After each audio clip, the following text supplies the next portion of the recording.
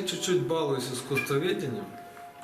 То есть каждый преподаватель, он все-таки должен свободно владеть историей искусства, ориентироваться в направлениях и тенденциях искусства не только то, что было, но то, что и есть, и тенденции. То есть когда человек преподает, он все-таки должен свободно владеть информацией, почему сегодня искусство таковое и перспективы его развития, но опять же необходимо знать, что было до нас.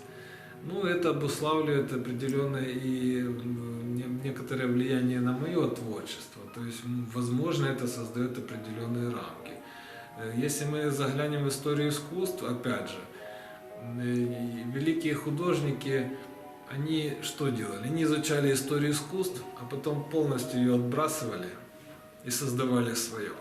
То есть вот этот фундамент, это все-таки академическое знание, на котором формируется теория, формируется студент, и на этом фундаменте создается современное искусство.